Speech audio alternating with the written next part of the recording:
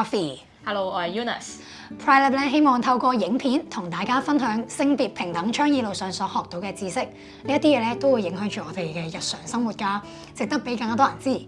今次咧就想同大家介紹下 CEDAW 係啲乜嘢。CEDAW 嘅全名咧就係 Convention on the Elimination of All Forms of Discrimination Against Women， 中文翻譯就係消除對婦女一切形式歧視公約，係聯合國9大人權公約入邊嘅其中一部。喺1979年嘅12月，正式就喺聯合國嘅大會決議並且通過，並且喺1981年嘅9月咧就正式生效啦。通常講起婦女呢個字咧，你會諗起啲咩啊？可能都係婦女中心、照顧者或者媽媽。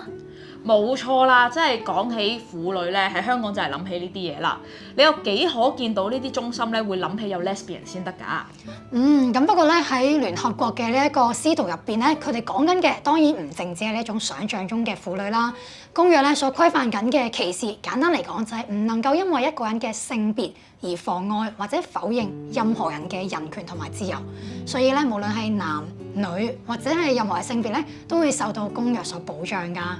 冇錯啦 ，CEDAW 咧喺序言嘅時候其實都提到，雖然世界人權宣言已經講到每個人生而自由同埋平等，國家咧亦都有義務要保障不同性別嘅人都要平等享有一切經濟、社會、文化、公民同埋政治權利，但係咧仍然都留意到喺世界各國歧視婦女嘅現象咧係非常普遍㗎。呢種對女性嘅歧視係會進一步阻礙咗社會嘅發展。於是呢條嘅公約咧就係用嚟幫手建立新嘅國際秩序，採取一切必要嘅措施去消除一切形式對婦女嘅歧視啦。咁其實 CEDAW 入邊係包括啲咩嘅咧？講緊啲咩內容㗎？其實 CEDAW 咧總共分成6個部分，總共咧係有成30條嘅條約㗎。咁包括咧佢第一個部分係講消除性別刻板印象同埋性剝削，第二係確立女性嘅政治同埋代表權利。3. 確立女性喺經濟同埋社會上面嘅權利，包括教育、就業同埋健康。4. 係確立女性嘅家庭同埋婚姻平等權利。5. 係明確規定 CEDAW 委員會成立同埋成員國提交報告嘅機制。而最後第6咧就係公約嘅法律效力啦。咁所以入邊都包含咗好多唔同嘅內容喎。咁我哋都知道咧，喺 CEDAW 嘅委員會係由23個獨立委員組成，負責去監管 CEDAW 嘅各個成員國嘅執行進度。簽咗公約嘅國家咧或者地區係每4年至少要交到1次嘅報告，列清楚政府度咧做咗啲乜嘢嘅政策或者措施嚟到實踐喺公約入邊嘅規定。委員會咧就會同政府嘅代表開會傾入邊嘅內容，再以審議嘅報告形式去講翻嗰個國家有啲咩範疇應該要做得更加多。你估下香港係由幾時引入咗 CEDAW？會唔會係回歸之後？其實咧係由1996年10月開始咧 ，CEDAW 已經被引入咗喺香港，已經落實咗29年啦。當中咧我哋就已經交過4次嘅報告審議。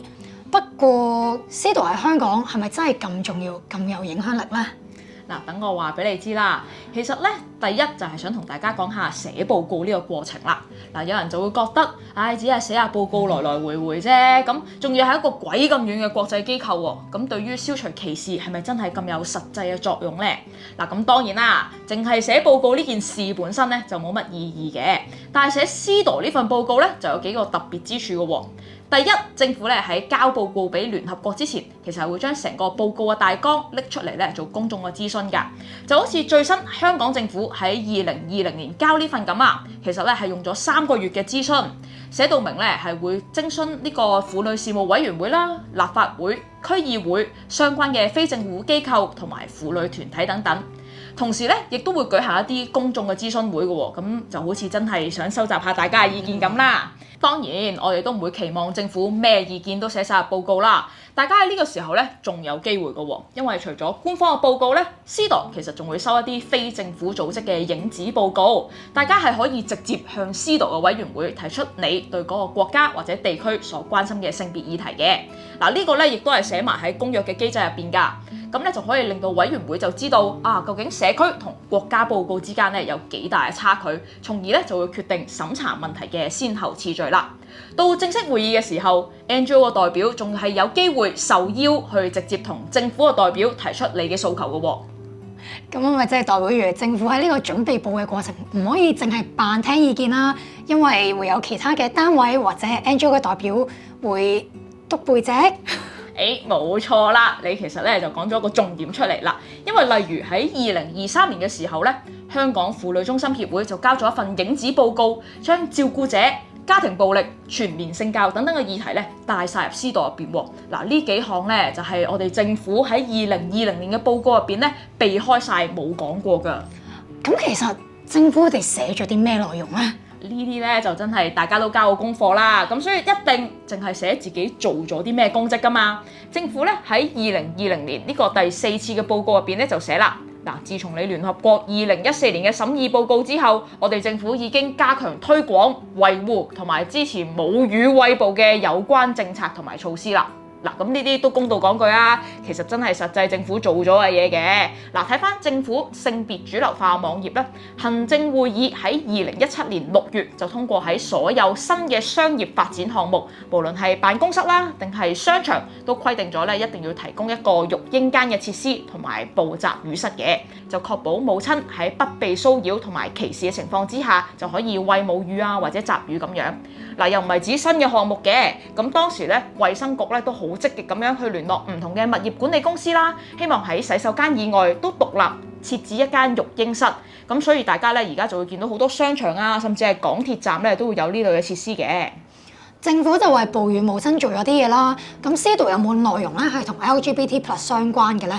嗱，我哋講得就梗係有啦。聯合國同樣喺2014年嘅第3次審議報告入邊咧，就叫咗香港政府你要加強消除對女同志同埋跨性別婦女喺就業、教育同埋使用醫療服務方面咧遇到嘅歧視嘅。嗱，去到2020年要交第4次報告咧，政府就寫咗自己做咗啲咩啦。嗱，不如我交俾你讀翻個原文出嚟啦。好啊，而家喺手上面。2013年6月成立嘅消除歧視性小眾諮詢小組，政府積極跟進呢一個小組提出嘅建議，包括提供培訓資源、制定自願性的不歧視性小眾約章、加強公眾教育及宣傳活動、加強支援服務及進一步研究其他司法管轄區嘅經驗。過去5年總共撥款980萬喺宣傳同埋教育工作，以及撥款400萬予平等機會資助計劃，資助各項有意義嘅社區活動，直至促進性小眾嘅平等機會。除咗錢之外，仲有政府繼續透過呼籲香港僱主採納消除性傾向歧視、僱傭實務守則，以促進工作間不歧視性小眾。呢啲咁嘅報告係咪聽完都好想逐點駁翻佢呢？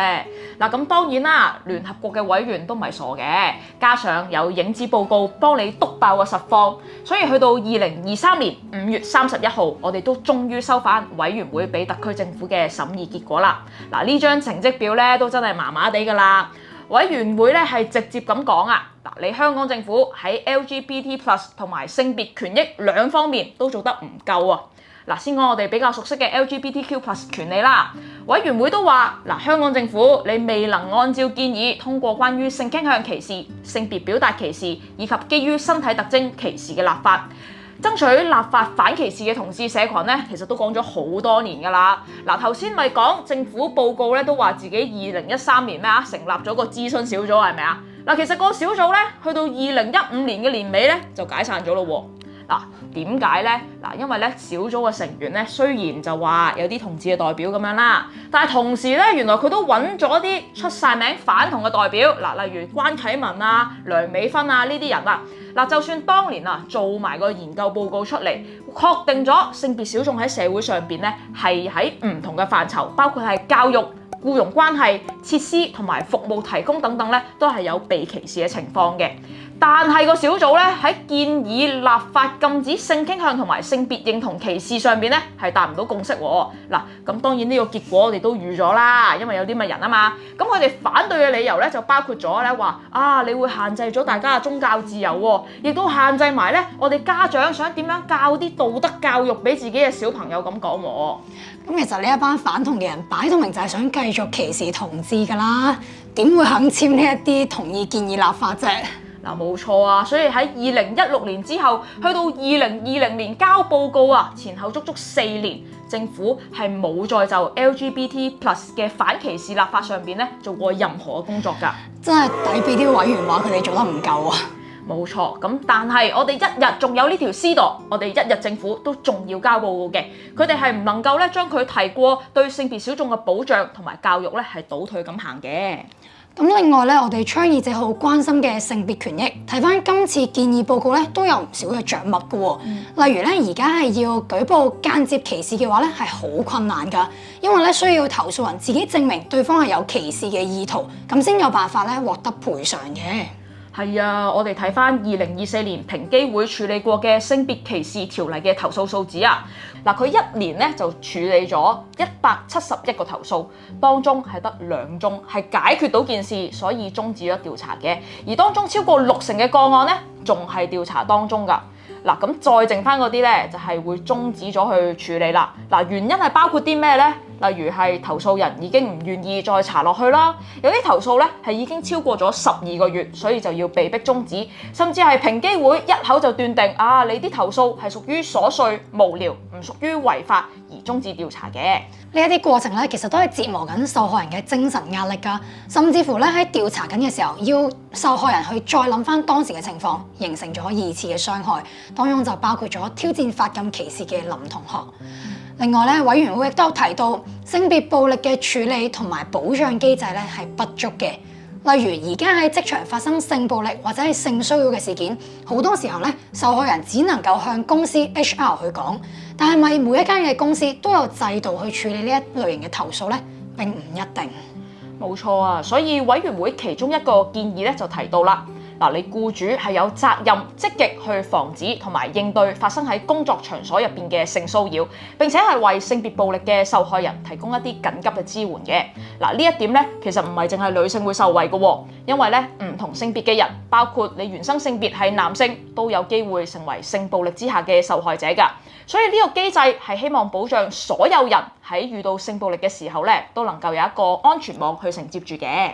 委員會咧亦都建議香港盡快就性罪行去進行修例，以未經同意為基礎，擴闊翻法例嘅定義。而家嘅強姦罪定義咧係非常之狹窄㗎，只限於生理男性嘅加害者同埋生理女性嘅受害者之間陰莖插入陰道先至算數嘅。當案件涉及到 LGBT 嘅社群，包括可能係同性之間冇同意嘅性行為啦，或者係牽涉到跨性別人士，法例係都冇保障到嘅。而且性同意部分咧亦都係冇明確嘅界定，好多嘅被告都係用真誠相信人哋同意而打甩咗。老實講啊，其實香港法改會喺2019年同埋2022年咧都建議過，喂，政府你要修法㗎啦。保安局就話啦，今年我哋2025年我哋會做公眾諮詢㗎啦。嗱，大家到時記得幫手表達意見喎。咁最後咧，委員會都有提到啦，我哋1年1度爭取性別平等嘅遊行活動咧，佢係覺得和平集會嘅權利咧係極為重要㗎。香港已經係第5年冇得出嚟行同志遊行啦，而變咗做室內市集嘅形式，咁效果上咧就當然係完全唔同啦，亦都冇咗遊行所帶嚟嘅公眾能見度。司徒咧最終係希望實踐性別平等。作為香港市民，我哋都可以監察政府，督促政府遵從公約要求，參考翻委員會嘅意見，帶香港行上性別平等嘅軌道。